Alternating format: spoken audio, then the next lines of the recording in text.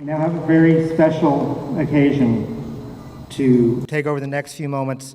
Please welcome from Broward Sheriff's Office, Ron Lowther.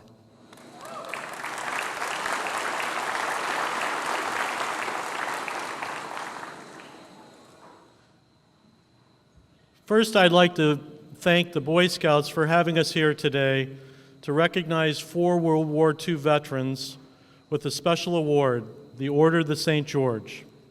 I have a little story about a veteran I interviewed in Chicago by the name of Arthur Abrahamson, and on his 96th birthday, he received the Order of the St. George Medallion for his leadership and bravery as a tank commander. Here is part of the transcript from a citation he received. Arthur Abrahamson, 1st Lieutenant Cavalry, Headquarters Company 756 Tank Battalion, for valorous conduct in action against the enemy on April 29, 1945 at 1700 hours in the vicinity of Graffelfing, Germany. 1st Lieutenant Abrahamson, platoon leader, knowing the enemy was heavily armed, attacked the enemy at close range with his tank. He moved forward amid small arms machine gun and Panzerfaust fire and stopped to fire at the enemy, killing 15 to 20 of them, knocking out 2 machine gun nests and capturing 200 Germans and a battalion of Hungarians. The moral to this story is that Art was a Boy Scout. Actually, he stated to me in a very proud way of his years of being in the Scouts and going to scouting camp, and making it a point to tell me he earned the rank of Eagle Scout. This story is just a reminder to the Boy Scouts here and also the Girl Scouts, because I think it matters for them too, of the service to your community and to your country. And what you learn in the Scouts could have an impact on the rest of your life. I would now like to introduce U.S. Army Major John Bender and recognize his wife Laura and their girls Grace, Audrey, and Rachel, who are here with us today. Major Bender is an Army and Cavalry officer currently stationed at U.S. Southern Command and a recipient of the Order of the St. George.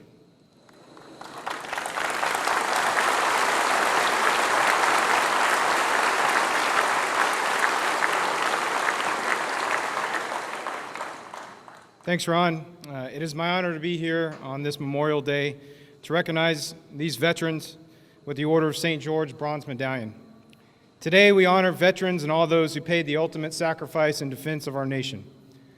The Order of St. George is an award given to those deserving cavalry and armor leaders by the U.S. Cavalry and Armor Association.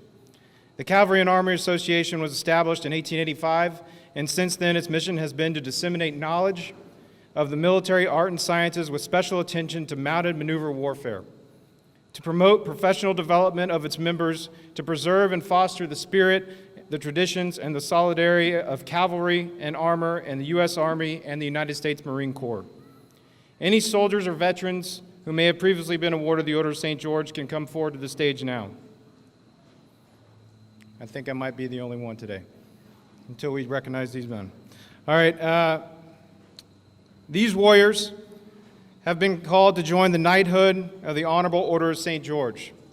St. George was born around 280 AD in Cappadocia region of Greece, where he was known as the Nestor of Cappadocia, and was a member of the Roman Emperor's Mounted Guard. In 303 AD, the emperor issued a decree to destroy all Christian churches and sacred writings, which outlawing the Christian faith. The Nestor, a recent convert to the faith, tore down the written order and stood against the emperor. For this act of bravery and defiance, he was imprisoned, tortured, and finally executed. After word of his sacrifice spread, early Christians changed Nestor's name to St. George, a saint that would symbolize bravery and dedication to faith and decency. Later, in the 12th century and more than 1,000 years after his execution, the citizens of a small Italian village claimed that they had seen him appear suddenly in the mist to slay a fierce dragon that had been tormenting them. The heroic image of St. George defeating the dragon symbolizes the gallantry and bravery of the mounted warriors and the ultimate victory of good over evil. Throughout history, warriors of many nations have related accounts of St. George appearing on the battlefields to help them in their righteousness to achieve victory. St. George is unique among all saints that he is the only one portrayed fighting mounted.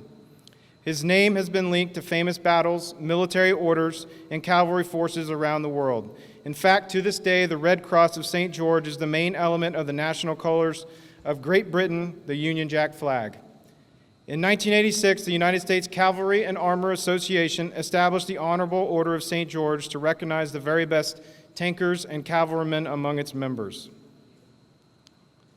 Bugler, summon the mounted rider.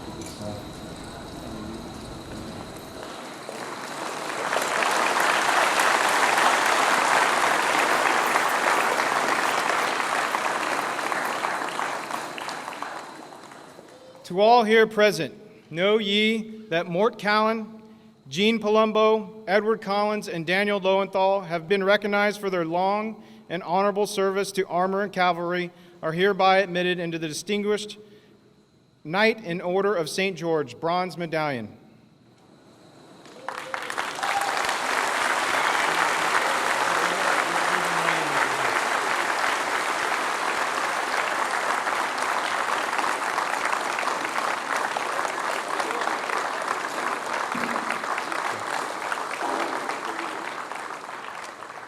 Staff Sergeant Mort Kalin is one of the last of the mounted cavalry from World War II and a true cowboy.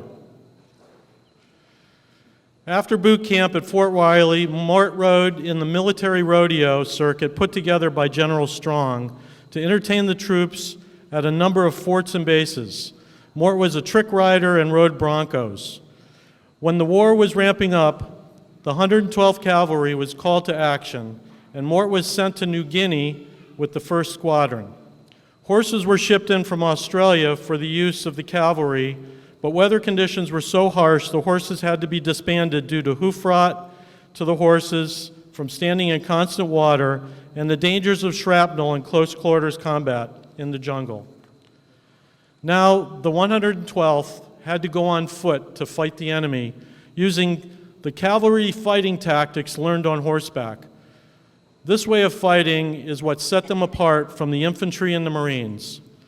While in New Guinea, as reinforcements to this 32nd Infantry Division, the 112th Cavalry engaged in close combat, successfully defending the Drenumore line. For 15 days, they could only be resupplied by air. During this time, Mort's company was pinned down in Foxhole for days, flooded by rain. With a wounded BAR man at his side, Mort took the Browning automatic rifle and was able to fend off the Japanese attacks while his fellow troopers were able to escape. For his actions, Mort earned the Bronze Star.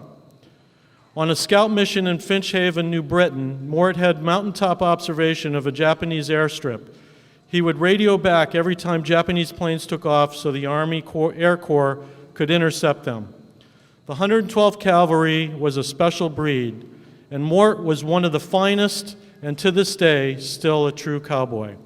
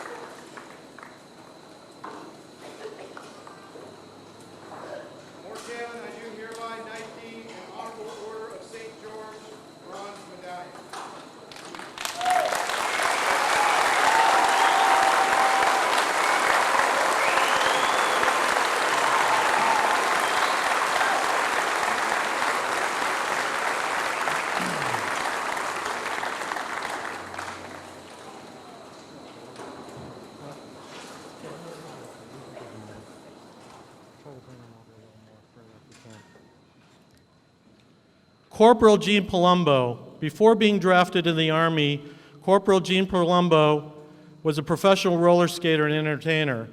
After his training at Fort Knox as a tanker, he instead was commanded to perform his roller skating routine for the troops with the USO. When his tank unit was ready to disembark, he snuck away, joining the other tankers boarding the ship on their journey into combat. Gene arrived in Oran, North Africa, where the 756 Tank Battalion was training for the invasion of Salerno, Italy. His position was that of a loader on a newly delivered Sherman tank. While in Italy and crossing the Rapido River, his platoon had retreated under fire. Gene helped two fellow tankers swim back across the river to safety, but unfortunately the current took one of the tankers away who could not swim. During the Battle of Cassino, Gene's company made numerous assaults, expending all their ammunition, and continued rearming the tanks 4 to 5 times a day. When Gene's tank was hit during one of their missions, the crew escaped, and upon returning to the command post, they were immediately reassigned to another tank. Even with Gene being wounded from shrapnel in his arm, he still continued to fight for days on end. One day, while running a recon mission, Gene and an infantryman were taking 2 German prisoners back to the command post for interrogation. Gene drove the Jeep so fast through the forest in the dark of night, it scared the Germans so much that they cooperated for the interrogators. They begged their captors never to have to ride with Gene again. In Gene's journey to the end of the war, he made a difference with the 756 Tank Battalion. Gene, come on up for your award.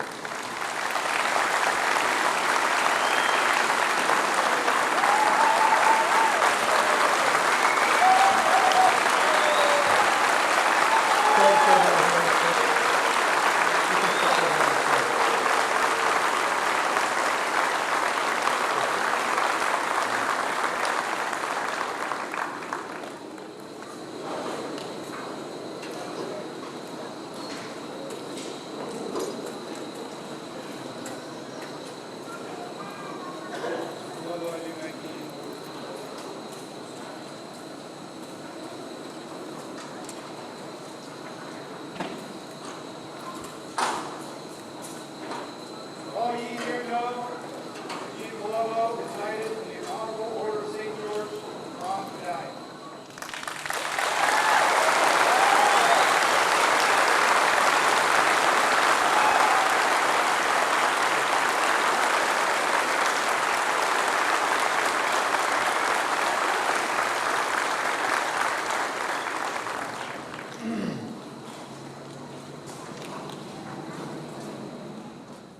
Sergeant Edward Collins from New York went into the Army and trained as a tank mechanic, but later became a crew member on a Sherman tank. He was in the 3rd Army, 4th Armored Division. Edward discovered at the last moment, while his group was preparing for the invasion of Normandy, that his months of armor training would not be put to use on D-Day. Instead, his sergeant gave him a gun and said, "Here, you'll be using this instead." What most people don't know is that the Allies had too many aircraft and armor personnel, but did not have enough infantrymen to do a proper job. When Edwards' company of the specially designed amphibious duplex-drive Sherman tanks deployed, they all sank in rough seas. All the men he would have been with all drowned. Arriving on the 3rd wave at D-Day with the infantry, he survived the onslaught of enemy fire. In the reorganization before the March on Berlin, Edward was reunited with the 4th Armored Division and fought on as a gunner with his Sherman tank. The last-minute switch saved his life and enabled him to fight in the Battle of the Bulge in the Ardennes, Central Europe, and the Rhineland, with many tank kills and devastation to the enemy. When he went back to visit the beaches of Normandy a few years ago, he walked into the water with his shoes on to see if it was as cold as it was when he landed 69 years prior.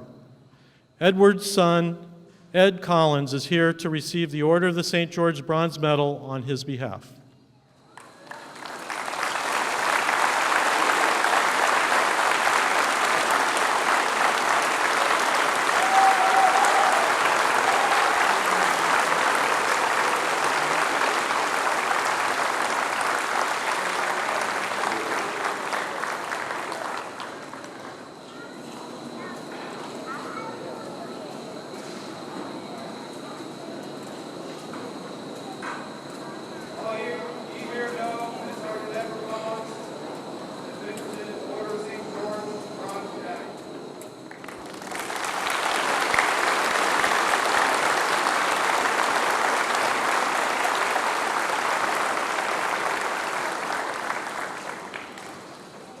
Lieutenant Colonel Daniel Lowenthal, after graduating from Rutgers University and active in the ROTC program, Lieutenant Colonel Daniel Lowenthal entered the Army January 1942.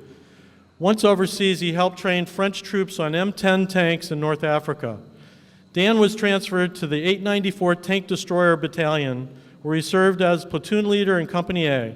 First Lieutenant Lowenthal was in command of a platoon of tank destroyers supporting an infantry attack near Lanuvio, Italy. Heavy artillery fire, mortars, machine guns, and small arms fire stopped their advance. He continued to encourage and assist his crews while directing fire on the enemy. The next day, they were able to knock out 4 machine gun posts and repulse 2 counterattacks. A third attack threatened to overrun the infantry positions, but even though he had been severely burned from a direct hit on his tank destroyer, Dan moved his platoon into position and placed such heavy and effective fire on the enemy that the Germans were forced to withdraw. For his action, Dan was awarded the Silver Star in Gallantry in Action and promoted to captain. To his credit, Dan fought in Tunisia, Rome, Arno, Northern Italy, and the Po Valley campaigns. After leaving active service, Dan Lowenthal continued to serve in the Army Reserves, earning promotions to lieutenant colonel. Dan Lowenthal's daughter, Leslie Lowenthal, is here to receive the Order of the St. George Bronze Medallion on his behalf.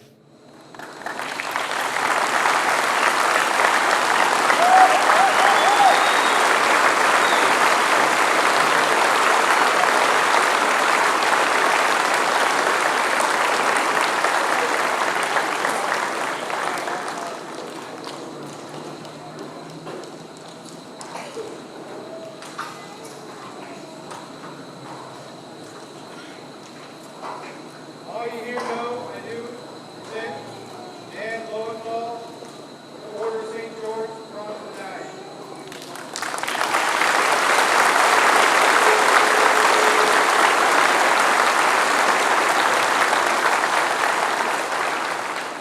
Ladies and gentlemen, thank you for being here. This concludes the Order of St. George portion of the ceremony.